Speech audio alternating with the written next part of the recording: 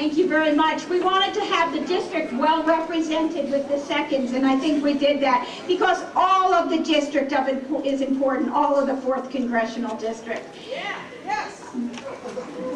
So I wanted to start out by saying a quote from John F. Kennedy, "A rising tide lifts all boats."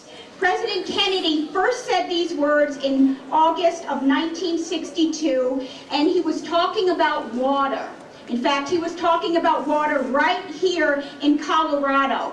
Kennedy came west that summer to Pueblo to deliver a speech commemorating the Frying Pan, Arkansas project. And this was a project that would bring water from the mountains to the farms and communities in southeastern Colorado. It was a project 30 years in development and another 19 years to build. But why do I mention it? Mostly because of what Kennedy said just before he delivered that famous cliche. And what he said was, "What I preach is the interdependence of the United States. We are not 50 countries, we are one country of 50 states and one people."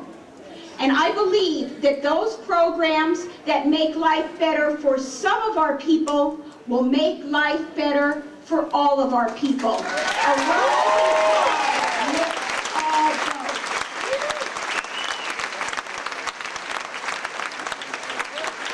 You know, there's wisdom in those words that I think has been completely forgotten in politics today. It must have been difficult for statesmen of another generation to look forward so boldly, to plan for the future, and to state to constituents of another time, we are going to do this not because of what we are, but because of what we can be.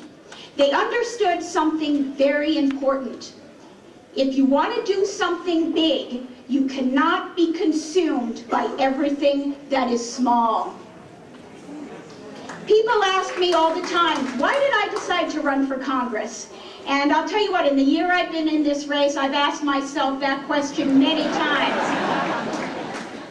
But I found my answer in the words of John Kennedy, just as I have found my answer in the whispered hopes of citizens from Longmont to Loveland to Lamar, just as I have seen it in the eyes of my 3 children.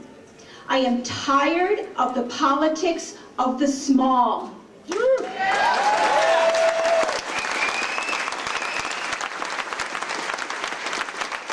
am tired of the politics of the petty, of the insignificant, and of the 5-second soundbite.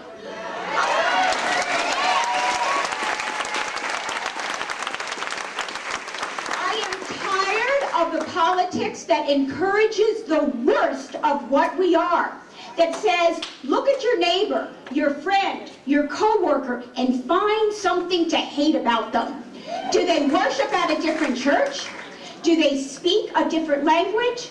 Or do they live a different lifestyle? And I'm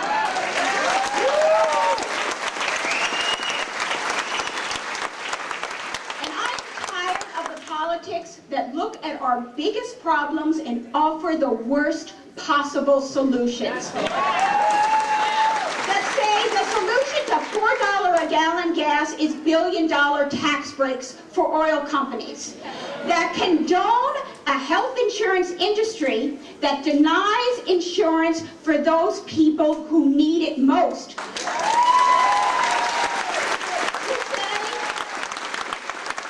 say that there are just some children that don't deserve health insurance. And I am tired of a government that refuses to ask anything good or positive of the American people. We are a people who will stand in line to give blood from our veins in response to a tragedy hundreds of miles away.